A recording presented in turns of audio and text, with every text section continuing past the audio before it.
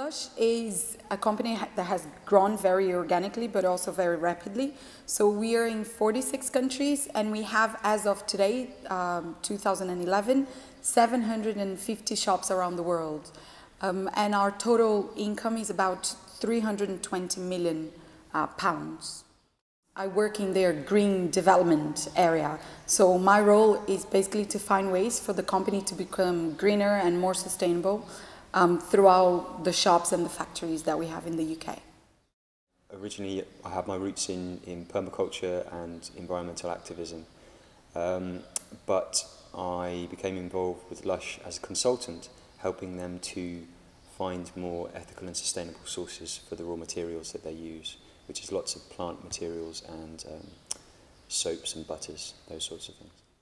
Well, as individuals, but also as a business, Gen is the kind of organization we need to be cooperating with, yes, and building alliances with. And one thing that I wanted to mention is about the trust. I think that's probably one of the key words in our relationship with Gen. So it's really hard to fund projects in developing countries. We're never quite sure what we're going to find or the kind of people on the ground. And Gen almost does that for us. We know that if we have the blessing of Gen to work with the project, and if those people have already done an EDE, we know that we can trust them. We know that they have a basic set of knowledge. There's a network of integrity. Yeah, exactly. It's integrity, yeah, and trust. And that's actually why LUSH employed me to start working in the job I'm doing now with them, because they needed somebody who knew how to navigate these networks and find partners who were really doing what they said they were doing. I think also going back to the four corners of the EDE, of the social and the economical and the ecological and the worldview, when we go into those projects, we know that those people do have all of that in mind. Mm-hmm. And the failure of projects beforehand is always because one of those four corners is missing.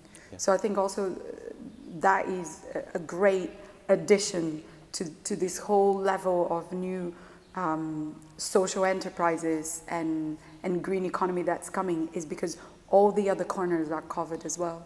Yeah.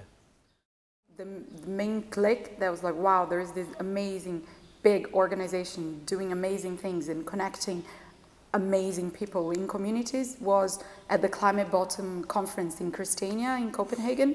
To me, that was a big show of what is out there. And I remember I've always been interested in eco-villages, but I'm from Brazil, so I was a little bit involved, but I didn't quite know the extent of eco-villages in Europe.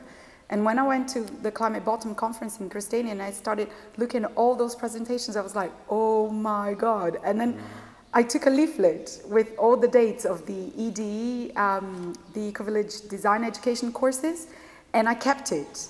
And I went back to that the following year, and we were living in Portugal, and there was going to be an EDE here in Tamera. And I was like, we have to do this. We have to do it. It was, you know, part of our plan as well, again, towards where we want to be moving in life. Gen has been influential in many ways. Inspiration is a big one, and also the networking that it offers. And I mean, I came to Gen through the permaculture network. I mean, I worked with permaculture for many years, but I always felt that there was those other dimensions left there, to not necessarily that were missing, but that we weren't consciously looking at. And so the EDE format and when I visited my first eco-village here in Europe, it really, yes, these are some of the things that also go together. The idea of community being actually the fundamental resource. People are the main resource. You know, we often talk about, you know, soil and water and biodiversity, but actually if you haven't got the human resource, you don't have anything. So Gen's been amazing for bringing all that together for me. When we were having these visions and these dreams, and we had to, you know, we had to talk about them, and we had to do presentations, and we had to convince people, yeah.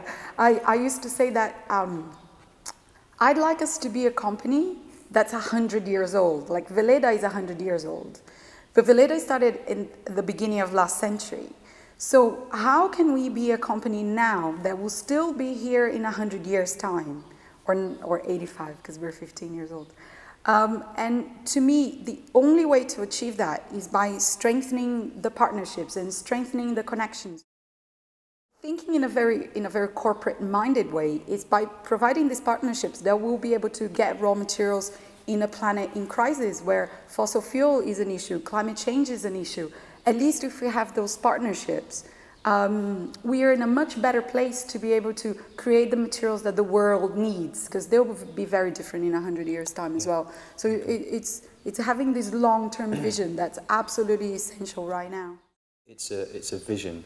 And often we're lost without a vision, and our vision as individuals, be that people or corporate entities, is scattered and fragmented, whereas Gen is a wonderful unified vision in a way that at the same time includes and celebrates lots of diversity, and really it's part of the rising of a new civilization on this planet. And a part of that new civilization needs to be a new economy, a new business. That has to be a fundamental part of it, and there's a world of opportunity there. And the old model is on its last legs and it's dying.